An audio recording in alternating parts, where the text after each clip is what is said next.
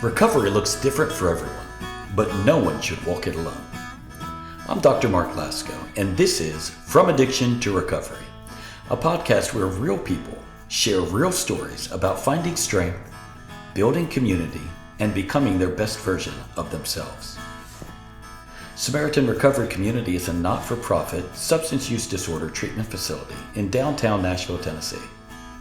Today, I'd like to welcome you to our recovery community.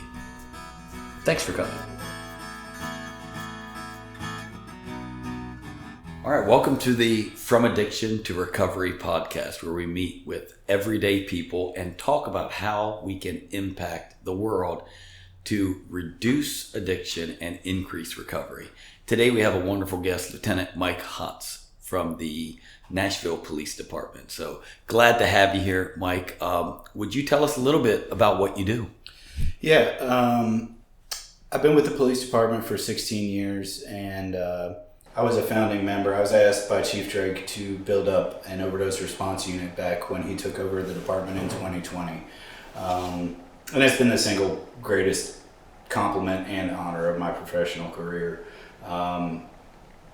If you don't know, Nashville is disproportionately affected by this overdose crisis, and we really needed a hearty response. I was recently promoted, and now I supervise Central Precinct's evening shift, but I'm still a special advisor with the Overdose Unit. I'm very fortunate to have that opportunity. Excellent.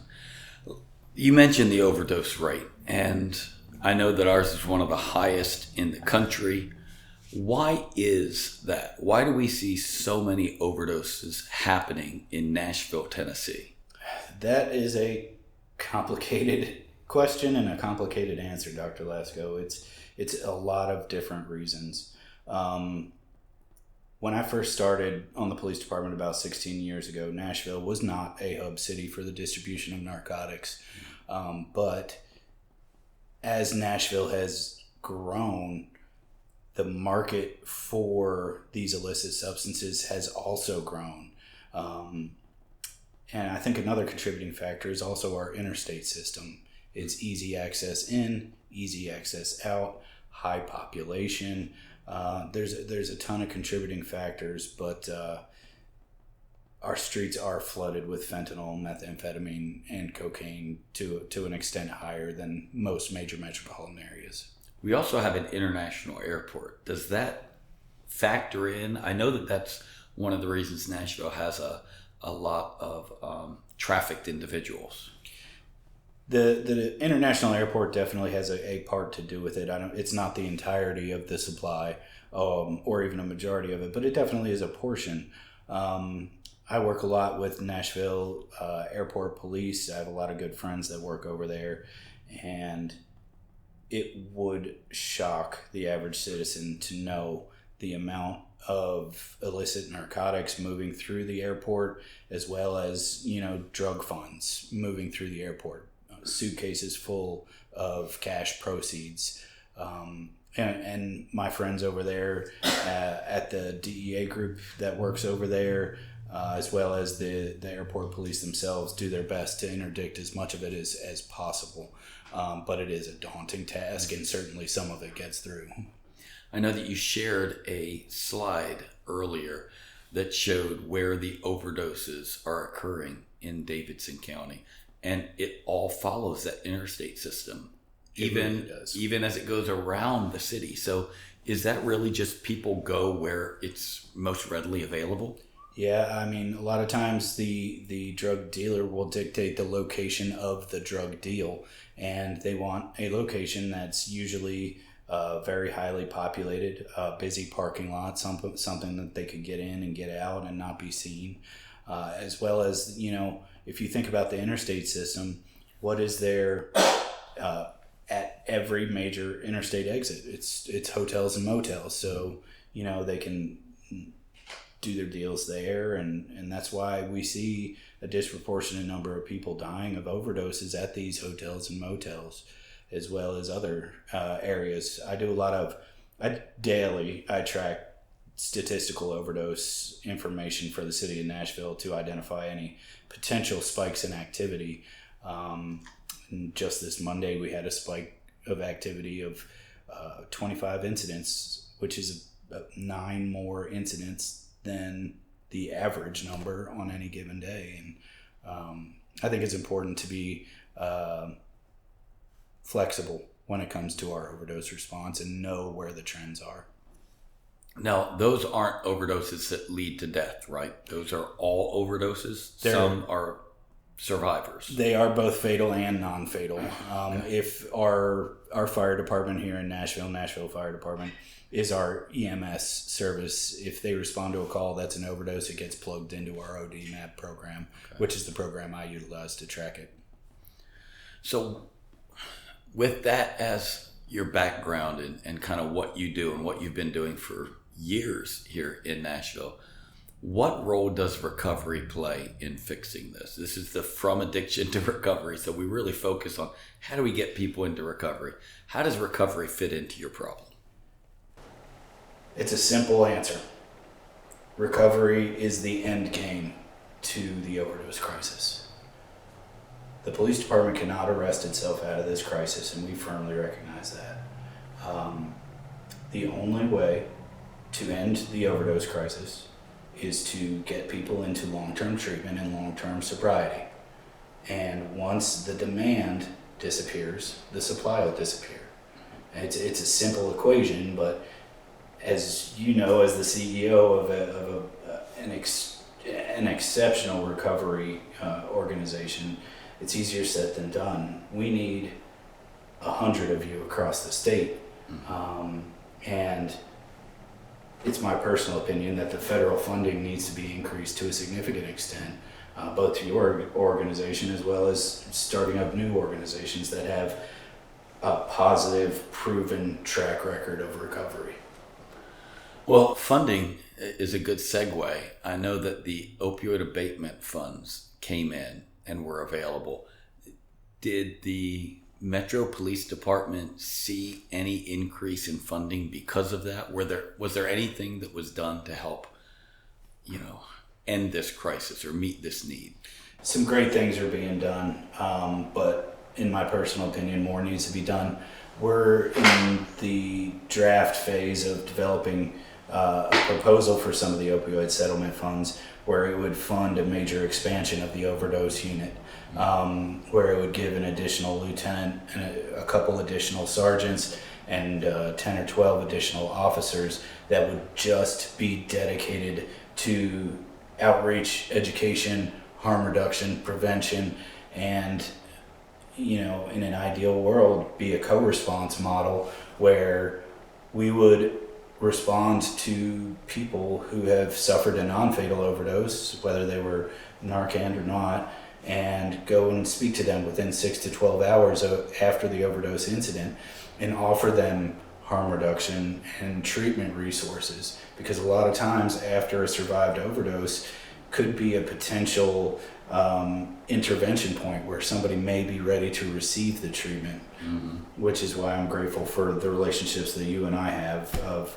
when somebody's ready to receive treatment, I know I'm just a phone call away of helping somebody get there. And what's interesting is when we have people that come in with an opioid overdose, on average, this is the average, Mike, on average, I think we've treated 700 or so that came in with an opioid overdose. On average, they're having 8 overdose attempts before they hit Samaritan. That is very, very common, and it's something when I speak across the country about building a law enforcement overdose response, that's one of the key points that I stress is that it is a part of recovery. Relapse is almost a statistical certainty, and seeing your 8 relapses is very much jives with what I preach, 6 to 8, and speaking to the general public to let them know that if they have a loved one suffering with OUD or SUD, that relapse is a part of it. You need to mentally prepare yourself. The individual may relapse, but that's part of it. We're going to help them get back into treatment, and one of these times it's going to stick. The numbers from treatment in the journals that are published is that if someone can get to a year of recovery, then even if they relapse, they will not need residential addiction treatment, which is still a win. That means you may relapse, but it's just going to be a slip, and you're going to be able to get yourselves back on the way, which is phenomenal. And all the more reason to me, the hope that I hear from you is that you're not just looking to prevent deaths, you're trying to keep the people who didn't die from ending up as just a statistic. That's why harm reduction is so important to our mission. Particularly our two programs that we have. We were able, thanks to you as well as other people who kindly offered the use of funding to help us build overdose reversal kits, thanks to you and others. Last year in 2025, my unit distributed 10,669 overdose reversal kits. And that's more than 21,000 doses of naloxone that's on the streets.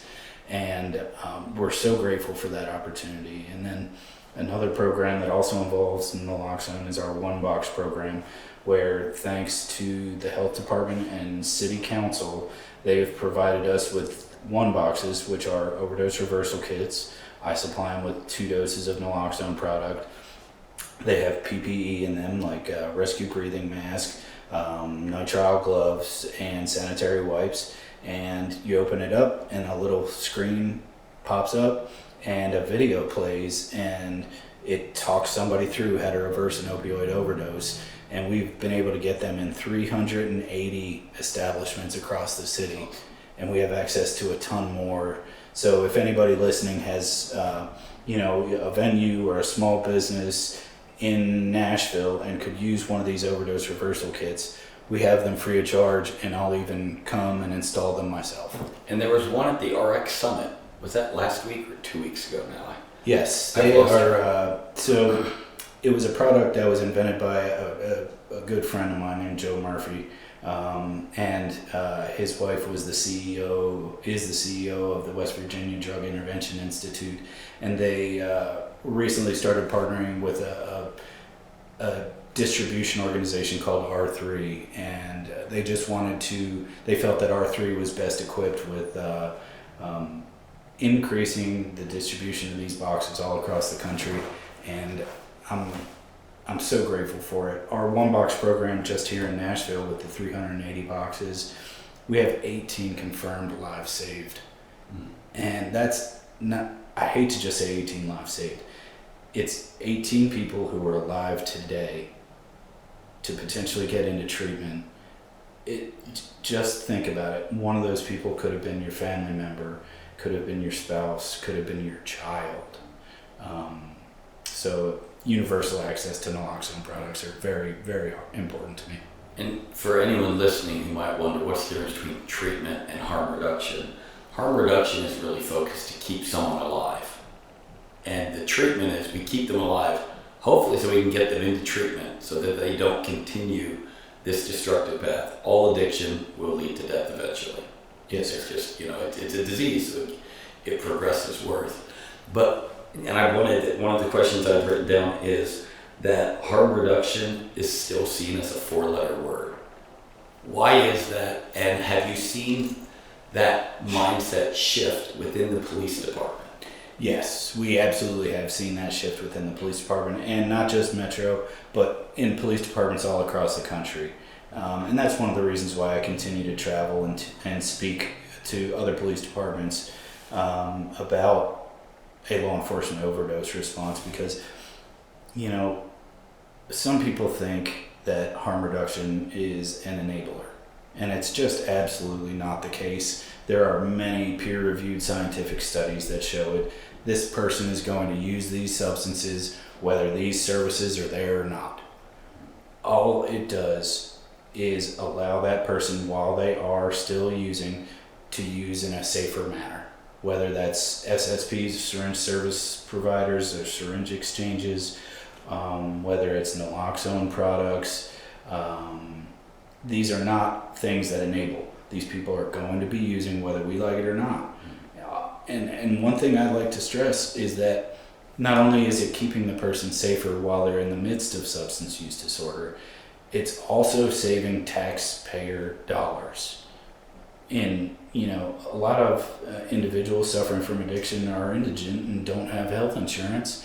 And if they go to the hospital with a xylazine wound or, hepatitis that they've contracted through using a used syringe, that's paid for by you and I, and increased premiums in health insurance. And, that's a benefit to our society, and there's just absolutely no negative to it. It does feel like naloxone has fallen almost outside of harm reduction, in that even people who are adamantly opposed to harm reduction are not opposed to naloxone.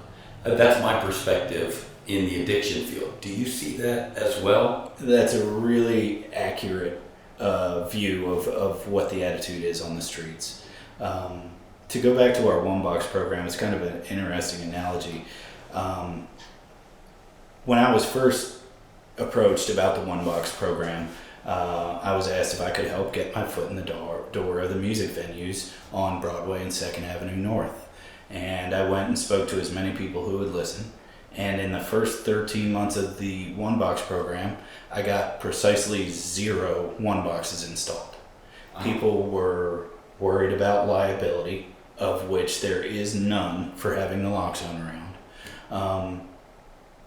But the moment I saw a sea change is when, there was some negative publicity about some of the establishments, and they decided to, hey, let's try get on board with the one box program and see what we can do. Our entertainment district wants to be a safe and healthy place for tourists to come. Our tourist industry is very vibrant, and if it became known as a hotspot for overdose activity, that's not good for business. And it was at that moment I had a chance meeting with a gentleman named Benton McDonough from the Mayor's Office of Nightlife. He's also the director of the beer board, and I told him about our program, and he bought in. And this was my first time meeting him, and he's like, hey Mike, I hear you're not having any success getting these into the bars.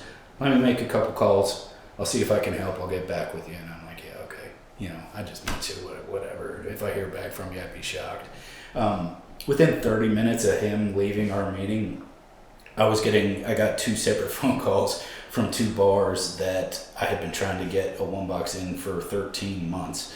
And it's just been a snowball rolling downhill since then. And I was very grateful for making my relationship with him. And I have a big advocate of our overdose program, Councilmember Erin Evans. She is one of our biggest proponents. And we also partner with the University of Tennessee Smart Policy Initiative, a gentleman named Trevor Henderson, who kind of is the master facilitator and put us all in contact with each other.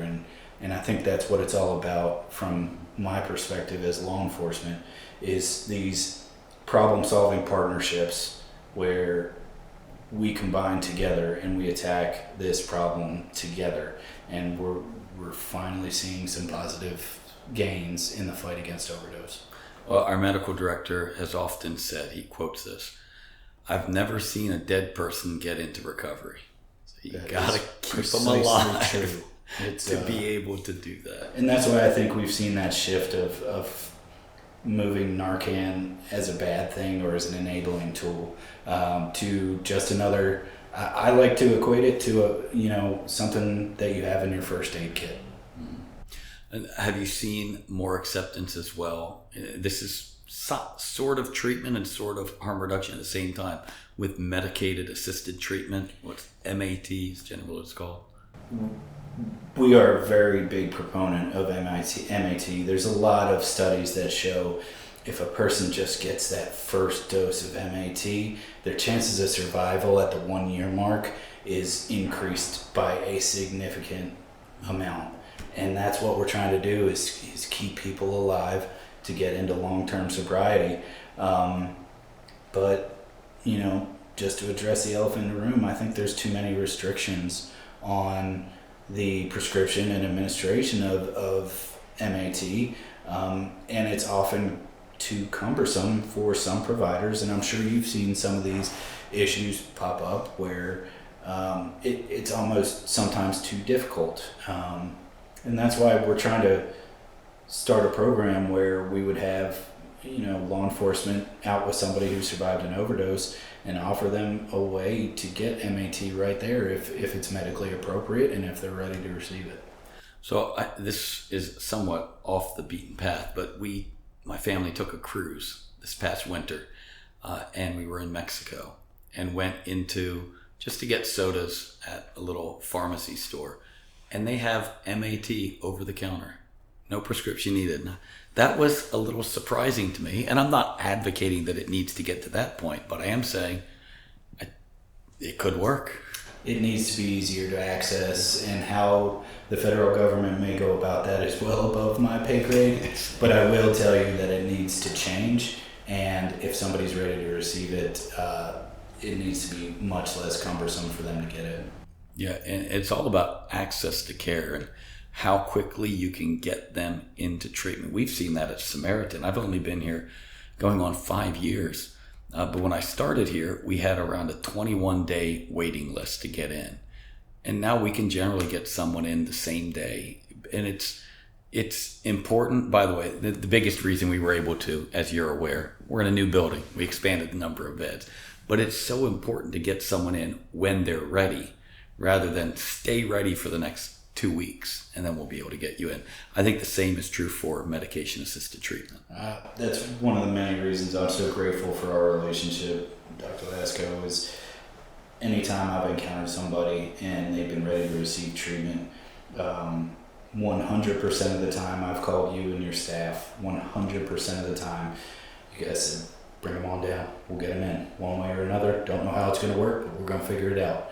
And it's that willingness to help people and the willingness to meet people where they're at when they're ready is really what's changing the tide here and making Nashville's success in the fight against overdose one of the most successful community responses that the United States has seen. And just for the record, for our listeners, I deserve very little credit. I've got an amazing team that actually does the work and picks up the phone 24 hours a day, and they are phenomenal because they care, and it's all about the compassion that you have. Here's another question: how important do you think naloxone is to defeating the overdose? It is absolutely essential, and it's not just naloxone. I would say the universal distribution of naloxone is of absolute critical importance. That's why, my original supply of overdose kits had dried up for many, many reasons. But I was not willing to let our naloxone distribution program go away. So thanks to organizations like you who helped fund me some of the supplies, and then I've grown very adept at begging for donations across the country, and I was able to find organizations like End Overdose that were willing to supply our naloxone for these kits, and then I'm still struggling to find a supply of test strips for fentanyl test strips, as well as xylazine test strips, and a new novel synthetic that's on the streets now is cychlorphine. I don't think they even make test strips for that yet, but when that comes around, I want to have access to that.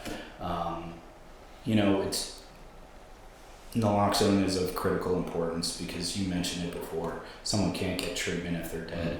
And all we're trying to do is help people to stay alive another day so that when they are ready to receive treatment, they can get into a facility like yours. So when you started in this unit, was that 6 years ago? Yes, sir. It was 2020 when Chief Drake was appointed. So 6 years ago when you started this program, it was all about opioids. Yes. And fentanyl was probably barely spoken of, or wasn't as big of a deal then? It was less understood. Fentanyl first came on scene here in Nashville in around 2015, but it was very few and far between. 2018, we really started seeing it come around, but it was more heroin laced with fentanyl. And then around 2020 is when we saw the drug trafficking organizations pretty much stop sending heroin into the United States, and it was all fentanyl. And then they started mixing fentanyl in with the other drug supplies, like the powder cocaine, the crack cocaine, and the methamphetamine supplies. And then, so fentanyl took over in the opioids.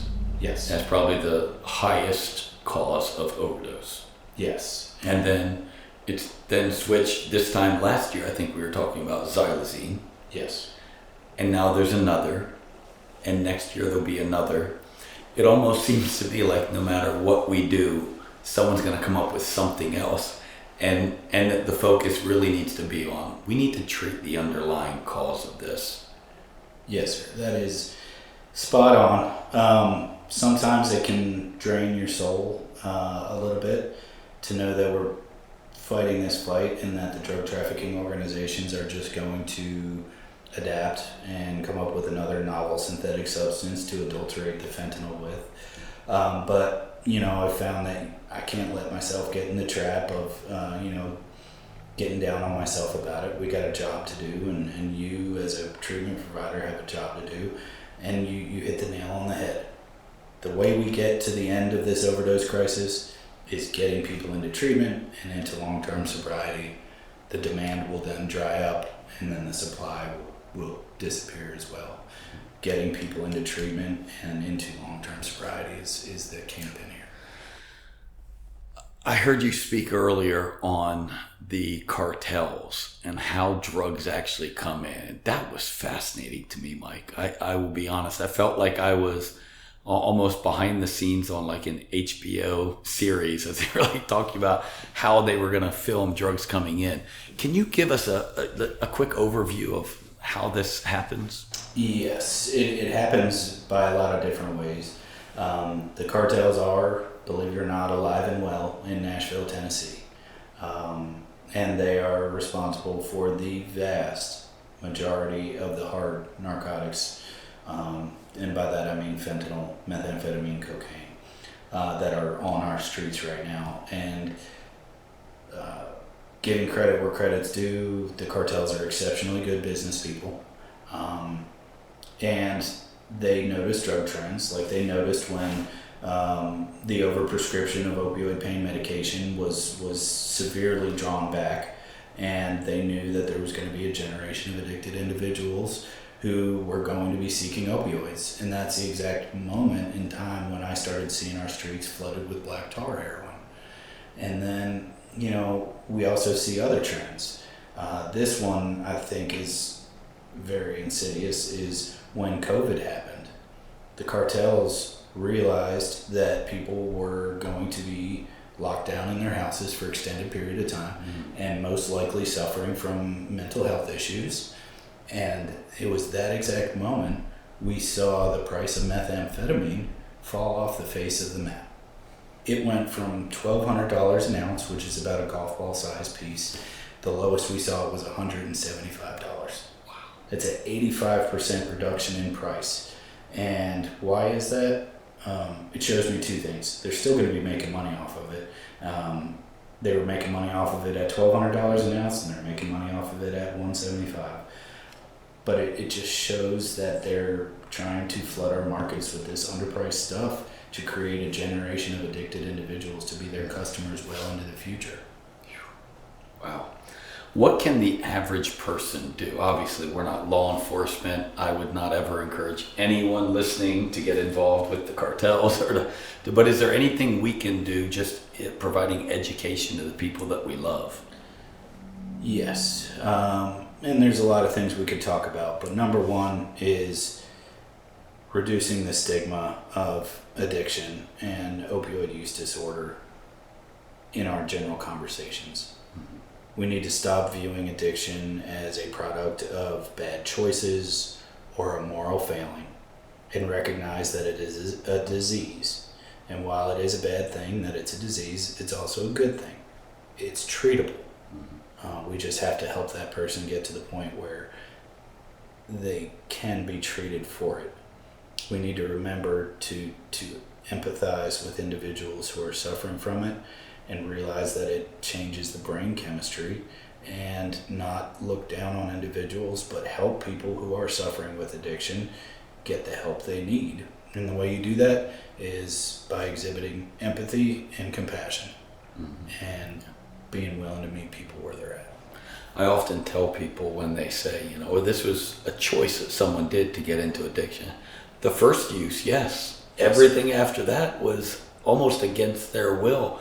Most people that I've talked with in 20 years of doing this, so I have some history here, most of them are to the point where they're like, I don't want to use anymore. I just don't know how to stop. And that's a real challenge. I'm grateful for people like you that are out in the field, especially in the police department, doing literally God's work with the people that no one else wants to care about and reach out to. I want to give you some major props. So I did write down some of the numbers that we went from a high of 746 overdose in a year down to 420 some. Does that sound about right? That is about That's right. about a 40% decrease in a matter of 365 days. That's phenomenal. Obviously, it's not just an overdose unit, and it's not just naloxone. It's probably everything coming together. But that really gives me a lot of hope.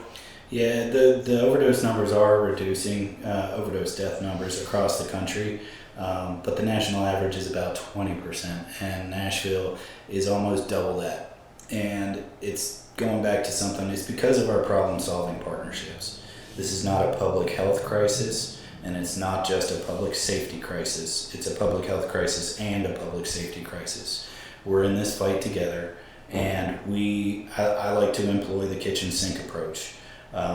Anybody who's willing to be a person of action and come work with our motley crew of individuals who go out and try and help people, I'll welcome you into the fold, and we'll just keep taking one step forward. And I really think our decreased number of overdose deaths is because of these partnerships and our vast web of individuals, to include Samaritan as well as you, who are just willing to fight this head on and do anything we can to stop it.